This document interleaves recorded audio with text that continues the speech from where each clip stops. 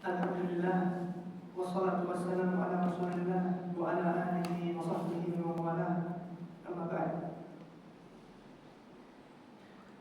Segala puji dan rahmat dilimpahkan oleh Allah Subhanahu wa taala kepada kita berupa nikmat kesehatan, keistiqomahan di atas tauhid, terus menerus menjadi hamba Allah Subhanahu wa taala yang itu adalah sebaik-baik derajat di dunia.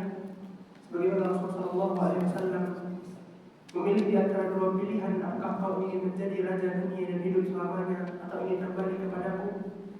Namun dia memilih untuk kembali kepada Allah Subhanahu wa taala.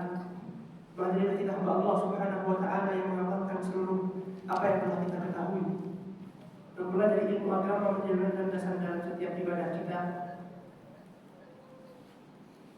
Dahulu dikisahkan pada saat saya belajar mustalah bersama masyarakat di sana,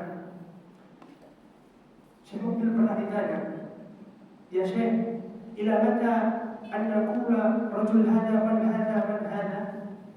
Datang orang itu dijawab Syekh Mubil yang mengatakan, "Wahai Syekh, sampai kapan kita akan duduk di majelis dan mengatakan siapa itu Ibnu Sirin, siapa itu Sufyan Ats-Tsauri, para ulama fikih rijal? Apa kita hanya akan terus-menerus mengkaji ilmu ini dan kita berada dalam kemunduran?" Kemudian saya tersenyum. Kemudian dia mengatakan, "Kemunduran mana yang kau maksud? Kemunduran 100 abad kemudian saat Abbasiyah mengetahui menguasai setengah dunia? Kemunduran mana yang kau maksud? Kemunduran khilafah-khilafah zaman dahulu yang menguasai dunia dengan tata syariat Islam? Kemunduran mana yang kau maksud?" Ketika orang ditanya, apa ketika zaman para khulafaur rasyidin yang menaklukkan seluruh kekuasaan benteng-benteng terbesar di dunia? Kemunduran mana yang kau maksud? Kata Syekh Mubil, apakah ketika orang-orang Tartar itu memerangi dunia dan Islam tetap menguasai dan melindungi dari kejahatan Tartar dan barbar itu? Keburukan mana yang kau maksud? Kemunduran mana? Di atas Islam, di atas hidayahnya Islam kita menjadi mulia. Maka begitulah orang itu terbuka dengan pertanyaan sendiri. Jadi ikhwan, kemunduran Islam bukan karena Islamnya, namun mereka yang menjadi buih di lautan sebagaimana sabda Rasulullah sallallahu alaihi wasallam. Mereka mengikuti kemana ombak itu berada. Mereka mengikuti kemana air itu mengalir. Hingga saat ini mereka tidak mengetahui apa itu tauhid, apa itu akidah yang sebenarnya, apa itu manhaj. Bagaimana tata cara kita menjalankan dakwah kepada yang sudah mendapatkan dakwah atau yang belum. Kita lanjutkan pelajarannya. Murajaah tentang pelajaran yang kemarin mengenai talkhis kitab al-ahkam al-udhiyah wal zakah.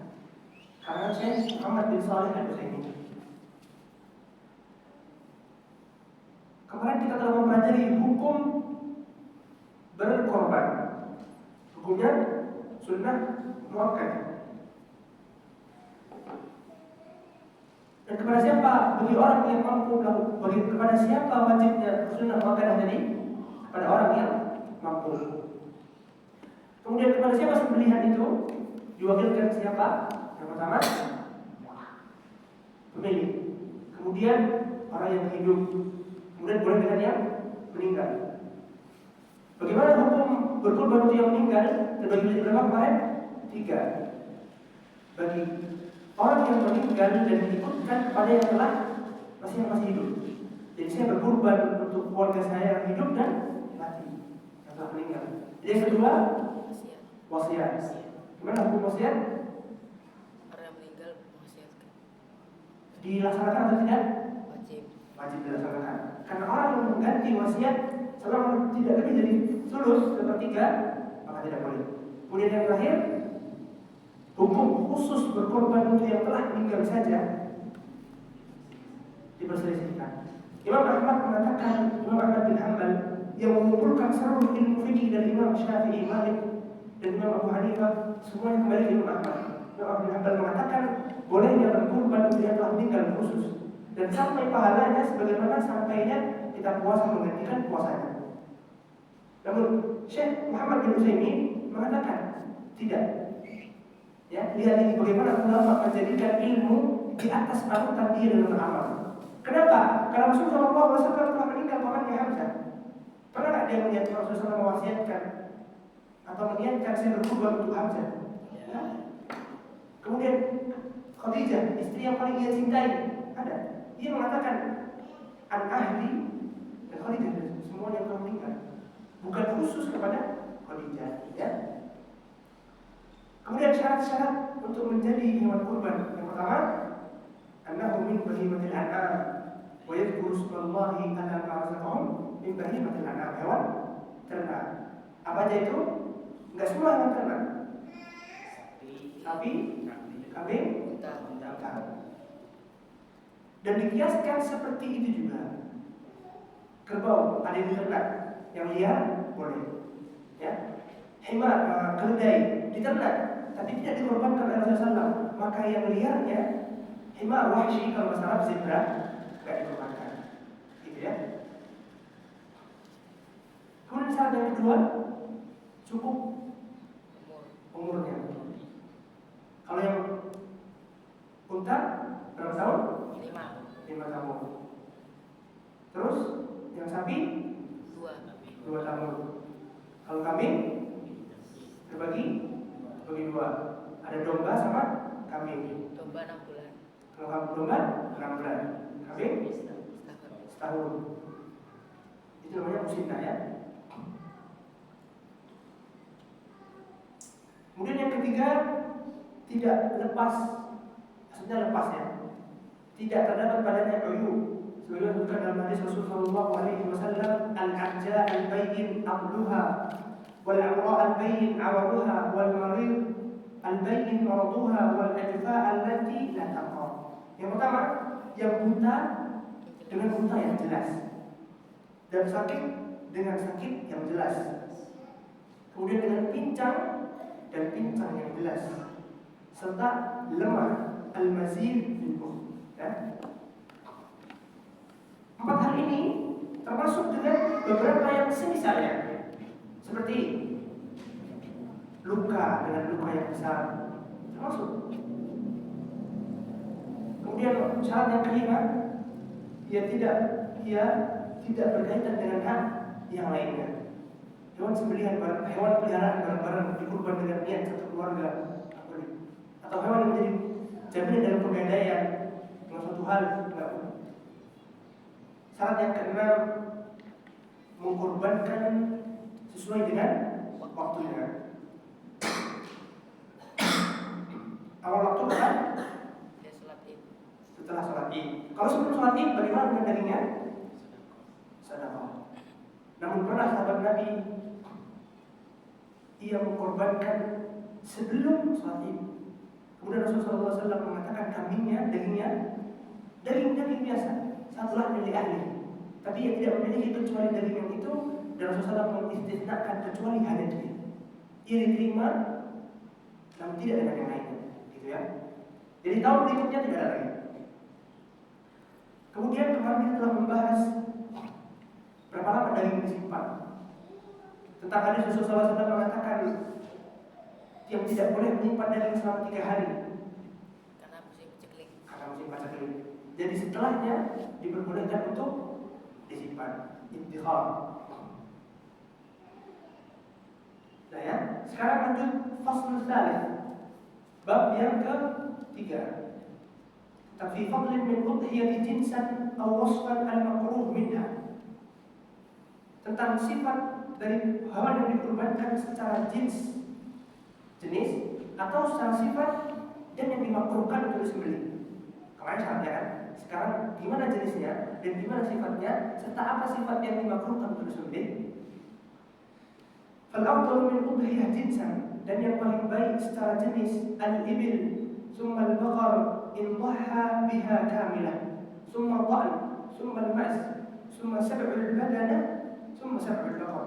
Yang pertama tentunya unta, kemudian sapi. In dhaha biha kamilah, jika dia menyembelih dengan satu orang sendiri, unta sendiri dengan satu keluarga, sapi sendiri dengan satu keluarga. Summa ta'an atau mas, domba atau kambing. Summa sab'ul badanah atau menjadikan unta tadi bagian terakhir ya, menjadikan unta tadi sebagai 7 potongan, 7 bagian. Kemudian sapi 7 bagian. Nah ini urutan yang paling bawah. Jadi kalau nggak bisa unta sama sapi satu, berarti kambing. Sebagaimana Rasulullah SAW berkorban dengan 2 kambing. Kabsyaini, amlahaini, aqranaini, itu sifatnya. Wal afdal min as-sifat, dan secara jenis ya. Sekarang afdal dari sifat. Asmani akthar rahman wa akmal khalqatan wa ahsanu manqan. Tiga syarat. Yang pertama, lebih gemuk. Gemuk dari sisi daging dan lemak. Wa akmal khalqan, dan sempurna ciptaannya. Sempurna ciptaannya, warnanya, tanduknya, muka, matanya, kakinya pas. Wa ahsanu manqan, dan indah untuk dilihat. Karena itu adalah apa yang kita sembahkan kepada Allah Subhanahu wa taala. Qul inna salati wa nusuki wa mahyaya wa mamati lillahi rabbil alamin. Sesungguhnya inna salati, salatku, wa nusuki, dan hewan sembelihanku, wa mahyaya, dan hidupku dan matiku lillahi rabbil alamin. Maka berikan kepada Allah Subhanahu wa taala yang terbaik. وفي صحيح البخاري عن انس بن مالك رضي الله عنه عن النبي صلى الله عليه وسلم كان يضحي بكبشين اقرانين املحين. Rasul sallallahu alaihi wasallam diriwayatkan ia telah berkurban, diriwayatkan oleh Imam Bukhari di dalam sahihnya dari sahabat Anas bin Malik, ia telah berkurban dengan kabsyain, 2 kambing, aqranaini, yang bertanduk dua-duanya, sudah lengkap, semuanya lengkap. Amlahaini, akan dijelaskan. Al-kabsh azimun min al-ta'am. Jadi kabsh itu domba juga, tapi lebih besar daripada domba biasa. Amlah ma khalata bayaduhu sawaduhu fi fahuwa abyadun fi sawa. Amlah di sini artinya memiliki warna 2, hitam dan putih.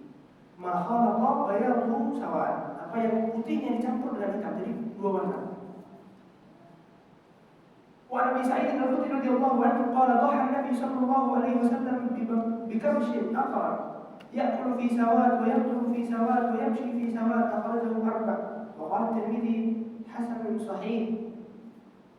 ومن ياكل في سواد, Rasulullah sallallahu alaihi wasallam berkorban dengan kambing yang ia makan dengan hitam dan melihat dengan hitam dan berjalan dengan hitam. Maksudnya adalah ia melihat dengan hitam, matanya hitam, ia makan dengan hitam, mulutnya berwarna hitam, wayamshi di sawah, dan dia berjalan dengan hitam, maksudnya kakinya warnanya hitam.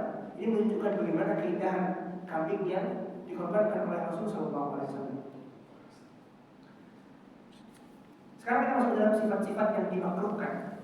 Hadza wal afdalu min al-udhiyah jinsan wa sifatan. Dan tadi adalah hewan-hewan yang afdal untuk dikorbankan baik secara jenis ataupun sifat. Jelas ya? Jenis satu orang, satu keluarga, kambing dan sapi atau unta.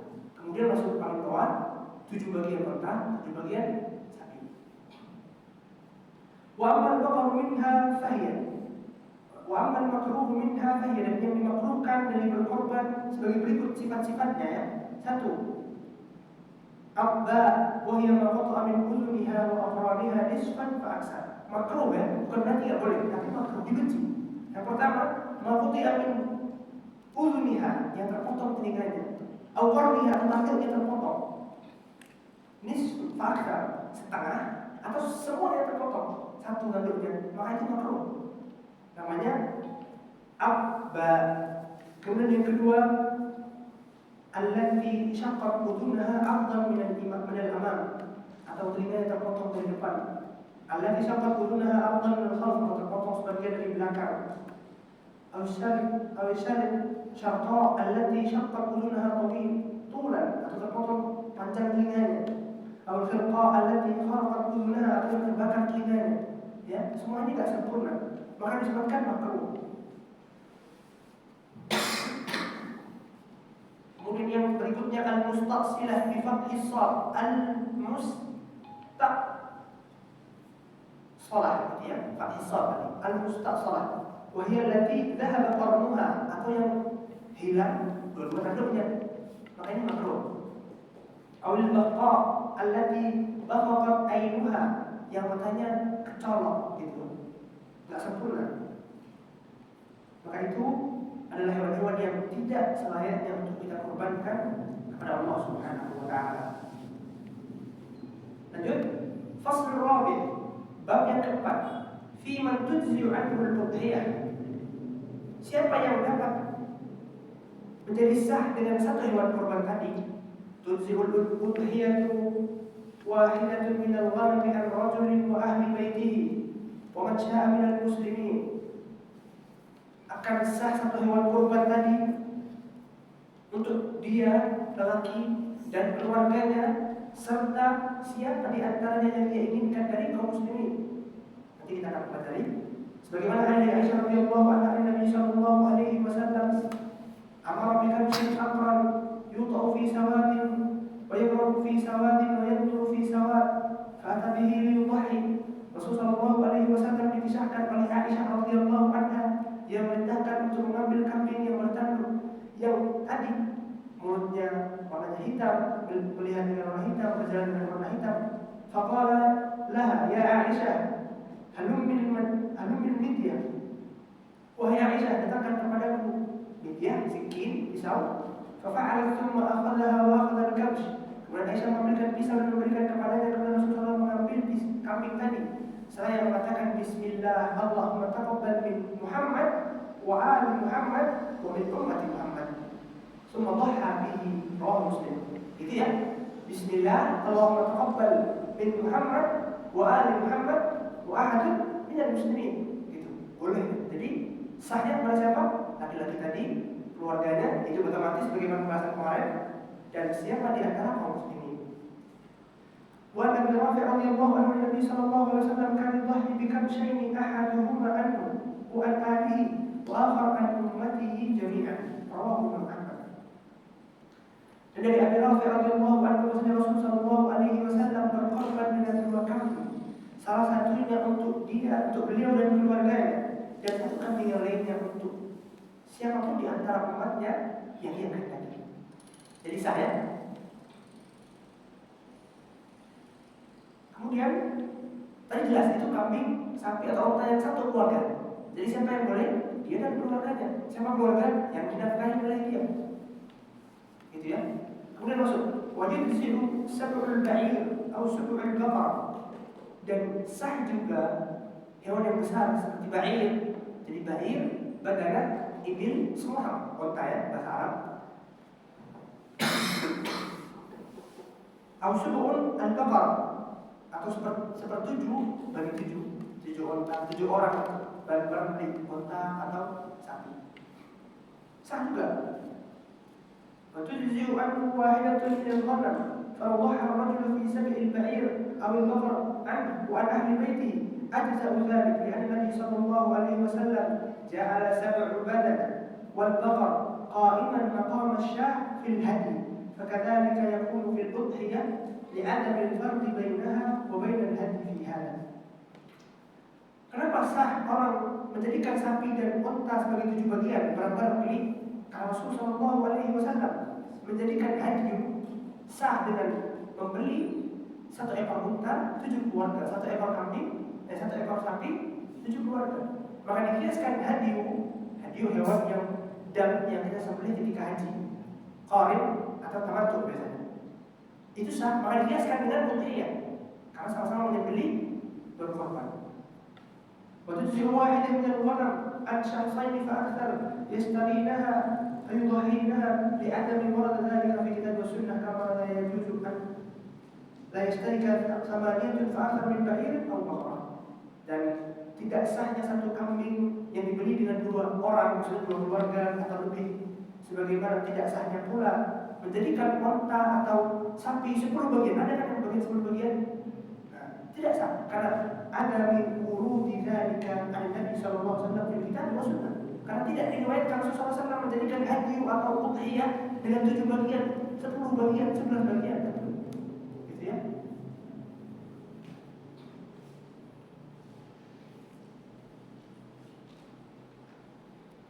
Al-faslul khamis. Bab yang kelima.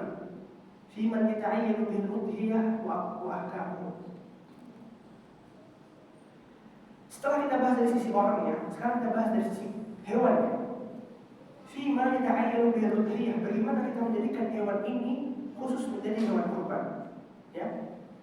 Ta'ayyun al-udhiyah biwahid min amrayn. Seseorang akan menentukan hewan ini menjadi hewan pengorbanan dengan dua perkara. Yang pertama, al-lafdhu, dengan salah lafaz, an yaqula hadza udhiyah qasidan insya' yata'ayyanuha. فأما إن قصد الإخبار عما يريد به في المستقبل فإنها لا تعني بذلك، لأن المقصود بالإخبار عما سيفعل بها في المستقبل لا إنشاء يتعين. Kenapa kita harus membedakan bagaimana cara menjadikan hewan ini kurban atau tidak? Karena hewan kurban tidak diperbolehkan untuk dipekerjakan, diambil susunya, tidak boleh diambil bulunya. Maka perlu kita bahas bagaimana menjadikan hewan ini kurban atau tidak, diperjelas. Jadi dengan dua cara. Pertama, dia mengatakan saya akan menjadikan hewan ini menjadi hewan kurban. Maka setelah itu hewan itu nggak boleh dijadikan apa tadi? Pekerjakan. Nggak boleh diambil susunya, nggak boleh dipotong bulunya, gitu ya. Rasulullah SAW dulu bahkan melukai di sini, melandai kambingnya dan mengirimnya ke Mekah ketika haji. Jadi orang melihat jelas. Dan dulu diikat sandal, yang jadi kambing diikat sandal. Tanda bukan berarti itu adalah agama, tapi tanda ini akan dijadikan hewan kurban. Itu Rasulullah SAW. Atau mengikat tanduknya kadang. Jadi menjadikan hewan ini sebagai hewan kurban. Karena apa yang terjadi setelahnya berkaitan dengan bagaimana hewan ini ditentukan. Kemudian yang kedua, atau dengan fi'il, perbuatan. Dan itu bagi dua lagi. Ahaduhuma dzabaha bi niyyatil udhiyah. فَمَتَى ذَبَحَ بِهَذِهِ النِّيَّةِ ثَبَتَتْ لَهَا حُكْمٌ. Atau yang kedua dengan perbuatan. Terbagi dua lagi. Ketika dia menyembelih saat itu ya, jadi dia tidak menentukan dari lama. Dia ambil kambing, dia punya banyak kambing, ambil yang mana saja, dia sembelih. Nah itu baru dengan niatkan udhiyah. Atau yang kedua, syira'uha bi niyyatil udhiyah, atau dia membeli sebelum memotong dengan niat udhiyah. Wa idza ta'ayyana al-udhiyah ta'allaqa biha ahkam. Jika setelah ia niatkan atau ia khususkan hewan tadi sebagai hewan korban, maka akan berkaitan beberapa hukum dengannya. Yang pertama, annahu la yusiru tasarruf biha bima yamna'u at-tadhiyah biha min al-bay'i wal hibati wal rahmi wa ghayriha. Jadi hewan yang telah dijadikan hewan kurban, diriatkan kurban dengan apa? Dengan ucapan, perbuatan pembelinya tadi tidak boleh dijadikan rahn, penggadaian, jaminan suatu hal, atau dihibahkan atau dijual lagi, tidak boleh. Kemudian yang kedua, annahu idza mata ba'da ta'yinha nuzul warasatin tanfidhiha. Karena kemudian jika dia telah meniatkan unta 30 juta sebagai korban, kemudian dia meninggal, maka warisnya wajib untuk menggantikan atau menjalankan hewan yang telah ada, karena dia sudah jadikan udhiyah ya. Wa dainullahi tahaqqu an yuqda Rasulullah. Dan hutang kepada Allah itu lebih engkau utamakan untuk dibayar, gitu ya. Wa in mata qabla ta'yin, namun jika hewan ini belum diperjelas apakah akan jadi kurban atau tidak, fahiya mulku wa yatasarraf biha bima syaa. Jadi ketika orang tua punya hewan, namun belum dijelaskan ini akan jadi kurban, kemudian dia meninggal, kalau sudah jelas maka dia harus digantikan sebagai kurban. Tapi kalau belum jelas, maka warisnya boleh membaginya, gitu ya. Ini berkaitan apakah hewan ini jadi kurban atau tidak. Kemudian yang ketiga, annahu la yastaghilu syai'an min manafi'iha, la yusta'malu fil harthi wa nahwihi, wa la yarkabuha idza kana hajatan laha wa laysa 'alayha darar, wa la yahlab min labaniha ma yanqus minha.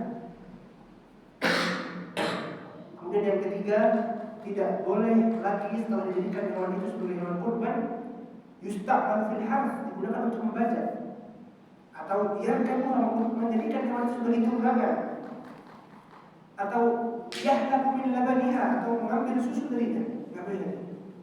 Ya. Kemudian yang keempat, annaha idza ta'ibat aidan yamna'u min al-ijza' mithlu an yashtari syatan faya'inuha fatahaqqa 'anha hatta takuna 'awan bainaha al-nawm falahu halan. أحدهما أن يكون لذلك الفعل أو تفريط يجب له إبدالها بمثلها على صفتها أو الأكمل. Jadi yang keempat ini, Jika hewan telah dijadikan hewan kurban dengan niat kurban, kemudian hilang, talaf, rusak, dimaling orang atau apa gitu. Nah, ini pertama, ada yang mudah dari kebifi'lihi, jika itu karena perbuatan pemilik kambing, bifi'lihi, atau tafridihi, karena kelalaian dia, kayak alaihi daluha bimithliha atau sifatiha atau apa, maka dia wajib ya, udah wajib. Karena telah diatur oleh Allah Subhanahu wa taala. Jadi ketika itu rusak dengan tangan dia karena tafrid, lalai, maka dia wajib mengganti yang semisal dengannya sesuai dengan sifatnya atau boleh dibeli. Kemudian yang kedua, an yakuna ta'ibaha biduni fi'lin aw tafrid fayadbahuha wa tujzi'u ila an takuna wajibatan fi dhimmatihi qabla ta'yin li'annaha amanatun indahu wa qad ta'ibat biduni fi'lin minhu wa la tafrid fala haraja alaihi wa la dhaman. Namun jika ia meninggal atau rusak tanpa adanya campur tangan dari pemilik itu, maka dia tidak dhaman, nggak perlu mengganti. Karena bukan dari tanggung jawab dia, bukan dari kemampuan dia telah memberikan apa yang berhak atas amin itu, gitu ya. Kemudian syarat yang kelima, hal-hal yang dimakruhkan yang kelima, annaha idza dha'at aw sariqat falaha halan aidan. Dan jika hewan itu hilang atau dimaling, dicuri, maka terbagi menjadi dua hal. Yang pertama, an yakuna dzalika bitafrid, jika orang itu lalai, an yadha'a fi makanin ghairu mahruz, ketika dia meletakkan hewan itu tidak dijaga. Wa takunu dha'i'an masbu'ah milkan lahu yusna'u fiha idza hasala 'alaiha ma'sya min bai'in wa ghairihi. Maka dia diwajibkan ibdaluha bimithliha, mengganti yang semisal dengannya karena dia lalai. Kemudian yang kedua, an yakuna dzalika biduni tafrid, jika dia tidak ada kelalaian, kalau qamada 'alaiha, maka dia tidak mengganti. Kemudian yang keenam, annaha idza talafat falaha salatu hal, dan jika hewan tadi talaf, talaf itu binasa bahkan. Gimana cocok untuk kamu? Binasa meninggal dan sakit atau rusak atau gimana? Jadi lari. Pokoknya talaf tidak lagi menjadi pegangan yang ada pada kita. Maka itu bagi dari tiga. Talaf ya, binasa, rusak. Yang pertama, an yakuna talaf bi amrin la sun'a li adamihi. Ketika dia binasa tadi hilang tidak dari campur tangan manusia, badai atau apa, kemudian terbang atau dia lepas begitu saja, atau mana. Kalmari wal afat samawiyah, seperti dia sakit atau mendapatkan penyakit dari langit yang menular kemudian meninggal. Fala dhamana alaihi illa an takuna wajibatan fi dhimmatihi qabla ta'yin. Maka dia tidak diwajibkan untuk mengganti, ya. Karena dia tidak berkorban tahun itu, tapi dia dapat pahalanya kalau sudah meniatkan. Ya, kalau diniat, namun dia tidak perlu berkorban karena tidak perlu mengganti yang semisalnya. Kalau dia mau boleh, namun dia telah mendapatkan pahala atas hewan yang tadi. Jika talafnya, hilangnya tadi tidak ada perkara pada manusia. Kemudian yang kedua, an yakuna talafuha bi malikiha. Jika itu hilang tadi karena campur tangan dari pemiliknya, fayajib alaihi an yadhbah badalah, maka wajib baginya untuk menyembelih hewan pengganti dari yang telah hilang. Jelas ya, karena perbuatan dia. Dan dia telah meniatkan itu Allah Subhanahu wa taala, dan Allah lebih utama untuk ditunaikan kewajiban atasnya. Kemudian yang ketiga, an yakuna talafuha bi fi'lil adam ghairu malikiha. Kemudian yang kedua, perbuatan Adam juga campur tangan manusia, tapi bukan pemiliknya, dicuri atau disakiti atau kemauan lain. Fa'innaha kana la yuqilu tadmunuha kal-qat'i at-tariq fa hukmuha hukmun ma talaf bi amrin la sun'a lil adami. Maka dia hukumnya kembali pada hukum yang tidak campur tangan manusia, yaitu dia tidak perlu mengganti dan mendapatkan pahala hewan kurban tadi.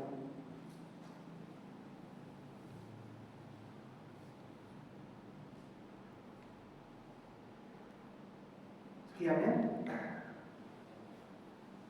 Insyaallah pembahasan berikutnya fima yukalu min al-udhiyati wa yufarrid, dan bagian mana yang boleh dimakan oleh pemiliknya dan mana yang harus disedekahkan, insyaallah pada pertemuan berikutnya. Sekian yang saya sampaikan, semoga bermanfaat bagi diri saya sendiri dan yang mendengarkannya. Aku sami'tu wa astaghfirullah li wa lakum wa li jami'il muslimin wa muslimat min kulli dhanbin innahu huwal ghafurur rahim. Subhanallah wa bihamdika asyhadu an la ilaha